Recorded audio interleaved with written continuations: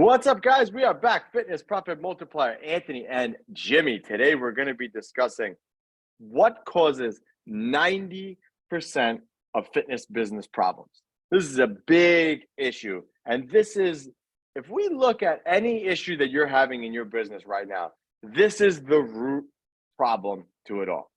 And you're not going to believe what it is when I tell you. It's one that flies below the radar here, and a lot of people are guilty of this, myself included. Yep. Yeah. When we tell you, it's just one of these things that it's not at the forefront of your mind, because if this is your problem, your mind isn't even thinking about this being the solution, because you are just running around like crazy, handling this, handling that, putting out this fire, putting out that fire, as a business owner's life sometimes is. But with this specific issue, it's harder to see for yourself, if that alludes to anything that we're about to talk about. Yeah, I'm going to get right into it, Jimmy, but it's basically the owner doing everything. Yeah. Now, before you click off and you're like, oh, I don't do everything, you do. Trust me, you do. And there's a fine line between being a ruthless manager, which 100% you should be a ruthless manager of your business. Your main goal as a CEO is to provide the stakeholders and stockholders of your business with profits. Now, you might not have stakeholders and profit holders and all that stuff, but there is one, that's you. So it's your job to be in charge of earning profits in your business. That is not evil. That is the definition of what a CEO is. So you should absolutely be ruthless in the things that you do when it comes to running your business, because again, your job and main focus is profit. So you should 100% be as ruthless as possible. But that doesn't mean, when I say being ruthless, that doesn't mean doing everything. Like, there's a time and place to micromanage your staff, but you need to have systems around all of these assets in your business to be able to grow your business. If you're doing the sales, you're picking up the phone, you're putting people in the CRM system, you're calling old leads, you're spinning your wheels doing everything and getting nothing done. Using our boating analogy, because I love the boating analogy for what we do, but you have your boat, you're putting the fish on the reel, you're casting the reel, you're trying to direct the boat, you're moving, you're looking like where the wind is and what direction the fish are in. You're trying to cast and you're trying to steer and you're running back and forth trying to collect the fish. You are getting nothing done. And this is what 90% of gym owners fail with. And the worst, listen, there's a time and place that you should be doing everything, but that's initially, right? Maybe you got a little paddle boat and you're just starting out, right? That's different, right? Because you can handle all that stuff. But the worst offenders of this is when people have a bunch of staff and their payroll is high and they're still doing everything. And they fall victim to, my trainer's not going to do that. Oh, Bobby doesn't want to sell. Oh, they don't want to do this, so I'm going to go do that. No, ruthless. Your job is to protect profits and make the business profits. If you're not doing those things to earn the profits, and that means that if you have a big staff and they're not pulling their weight, that means firing somebody to bring more profit into the business.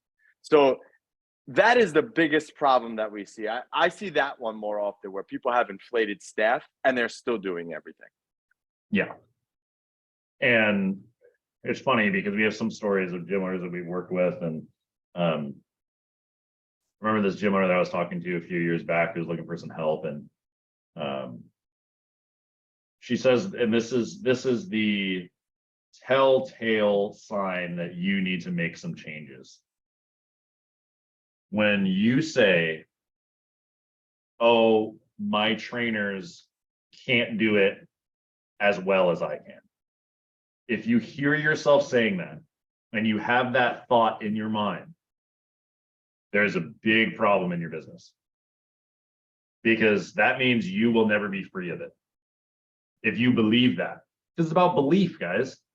It's about what you believe. Do you truly believe that you can't find 5 people in your local area, because when you have a bigger gym like we do here, that's probably what you need staff wise, 4 or 5. You can't find 5 people in your local area that can be at least 80% as good of a trainer as you, or maybe some of them are even better trainers than you. You have that much ego that you think that that's not possible, or that you can't train people to be as good? Are you that low in confidence about your ability to train somebody to be as good as you, that you don't think that that exists, and you think that you are the end all and be all of your business? That's a telltale sign that something's really wrong. So if you find yourself thinking, well, my trainers aren't as good as me, I'm the best in the business, I'm so good, I'm so this, it's not about you being good, it's about your business being good. So you have to change that mentality, make the mindset shift around not you being the best, but your team being the best in the area. And if you don't think you can find 5 trainers in a local area that are at least 80% as good as you,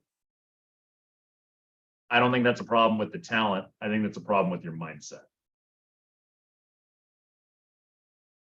100%. That's another great point too. It's like you can't be the best, and you shouldn't be the best, right? Because now if you're the best, the gym's gonna be reliant on you for everything. That's not good. That's not a business. That's a job, guys. You have to make the distinction between business, job. Regardless of whether you like it or not, you have a business. You don't have a job. You need the business to run without you.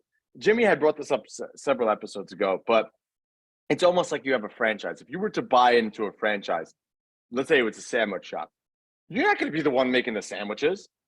That would be dumb, right? You would be managing the people, managing the facility. You wouldn't buy that to go and work oh yeah, my main goal is to make sandwiches. No, you invest and buy a franchise to earn the profits, not to make the sandwiches. You could like making sandwiches, but you get the point. We get where I'm going with this, is that you need to think of your business the same way. And he said that, and that still resonates to me at this every day. Like, I think about that quote all the time because he said that, and it was such a smart thing to say because it's true. You have to look at your business like that from an outsider. Yes, I understand you put blood, sweat, and tears into your gym. Yes, I understand the hours and time and everything, but you got to have a return on that. Yeah. You deserve the return on that. And you're not giving yourself the return if you're doing all the tasks. And the return is not just the money, right? And Anthony's already alluding to this. The return is not the money, not all. The return is the time. So if your business is making 100,000, let's just say you're making $100,000 a year in profit, right? And for some of you, that may be an awesome thing that you're trying to get to. But let's say you're making $100,000 a year in profit, but you're spending 5 hours working a week. That's much better than spending 40 hours a week making 100 grand. So let's be real. It's not 40 hours, Jimmy. Let's be real. What's that? It's not 40 hours. It's definitely way more than that. Yeah. Yeah. And listen, I'm guilty of it. That's why I could say that. I'm guilty of it, especially in the beginning. And I got caught with that mentality as well, where I was the best one in there. And it took me a long time to take things off my plate. Heck, like Jimmy said, I had a $500,000 business and I didn't have a CRM. And because I just thought it was fine to do without it. But these are the things, these are the mistakes that cause these failures, is thinking that I can run not payroll. I can run people's credit cards more reliably than a CRM system can. I mean, who am I kidding? Right. And there's things that you're doing in your business that's the same. Oh, 100%. So if you find yourself thinking, man, I'm spending so many hours, this business is just on my back and my shoulders, and I can't find any trainers that are good enough, and they don't listen to what I say, and I don't have any freedom in my life, and I'm still not even making that much profit. All of these things come back to you as an owner and your thought processes around the aspects of your business that you need to release and get rid of to grow. Delegate to grow, delegate to grow, right? And we can say that over and over and over again. But until you actually release some of those tasks and find some freedom, you won't experience what we're talking about. So you have to make that decision. Am I going to delegate this, that, or the other thing? And you can pick and choose the things that you're going to delegate, the easy things first, but you have to delegate to grow and to get your time freedom back. And so you're not feeling like you're the best trainer, nobody can do it better than you, da, da, da, da. You just haven't done it yet, or you haven't done it successfully yet. So you don't yet believe that it's possible. But if we are any example, Anthony and I are removed from our facilities at this point. And you can be there too.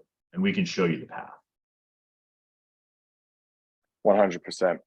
So guys, if you find yourself making those mistakes, just click those links below. You guys know what to do. If you're watching this on YouTube, make sure you hit subscribe. If you're listening on the podcast, hit follow or whatever the podcast thing tells you to subscribe. And then leave us a review. Let us know that you like this kind of stuff so we could put out more episodes like this for you guys. But until next time, Anthony and Jimmy, Fitness Profit Multiplier, we are out.